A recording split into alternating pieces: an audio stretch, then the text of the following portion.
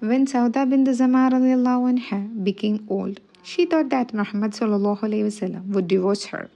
Her desire was to be raised on the day of judgment with the other members of the Prophet's wives. So she said she would entrust Aisha radiallahu anha the time allotted to her. It was at this point of the time the ayah of Surah An-Nisa was revealed to the Prophet sallallahu alaihi wasallam. Here it is. And if a woman fears cruelty or decision on her husband's part, there is no sin on the both if they make terms of peace between themselves, and making peace is better.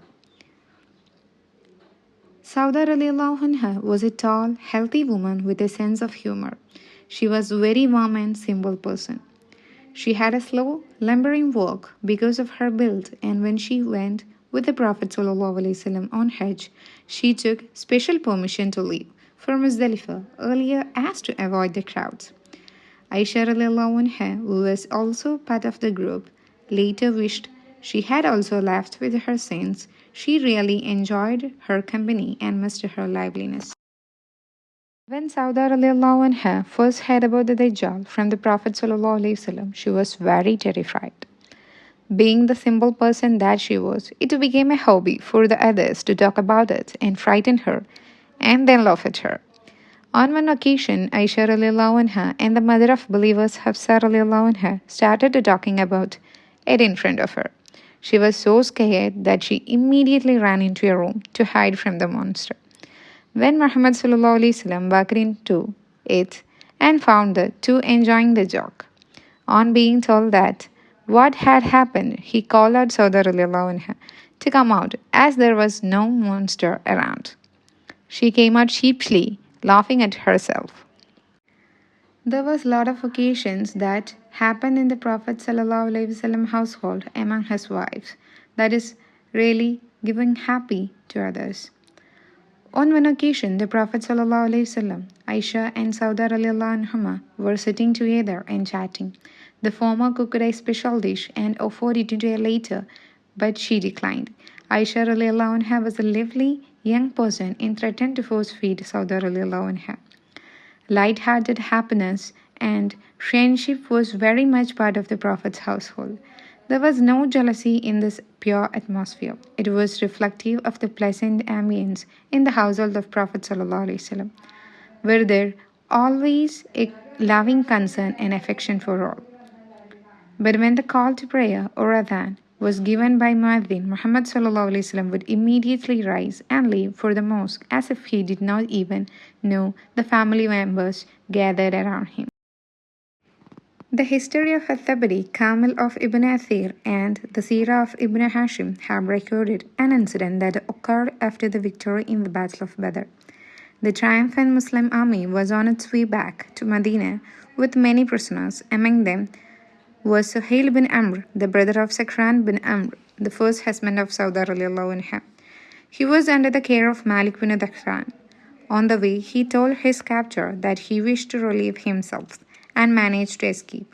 When the Prophet ﷺ was informed, he asked the army to stop and ordered that the escaped prisoner should be captured were found. The fighters were found him behind a tree. His hands were bound together and tied to his neck. In this state, he entered the city. When Saudah radiallahu anha saw him, she involuntarily exclaimed that he should have died a noble death rather than live to see such a shameful day. She did not realize that the Prophet ﷺ had heard of her. He told her that she was stirring up the prisoner against Allah Azza wa Jalla and His Prophet ﷺ.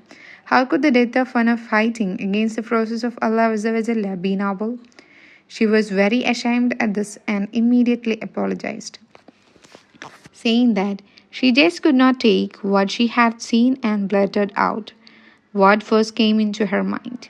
She said she was very real and obedient to the will of Allah Azza wa Jalla and His Prophet Sallallahu Alaihi Wasallam, and was sorry if she was offensive in any way.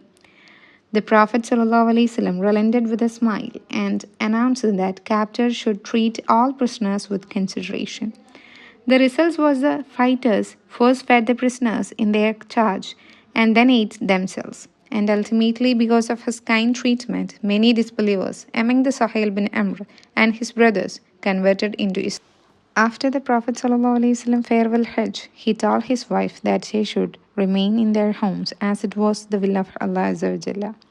Thus, Saudah and Zainab radiallahu anha did not travel after the death of Prophet Muhammad ﷺ, and they stayed in their home in Al Madinah, saying that they performed Hajj and Umrah in the company of Prophet ﷺ and would follow the command of Allah Azza wa Jalla. Saudah radiallahu anha was extremely generous. During his rule, Umar bin Khattab radiallahu anhu sent her a bag full of dirhams. She asked it what it was, and on learning that it was money, she was very surprised and said this was like dates being packed in a bag. She then distributed the money among the poor and needy, according to Imam Tahbi. She narrated how when one of their goats died, they used the skin until it got worn out. Thus, it is proved that it is permissible to use the skin of dead animal.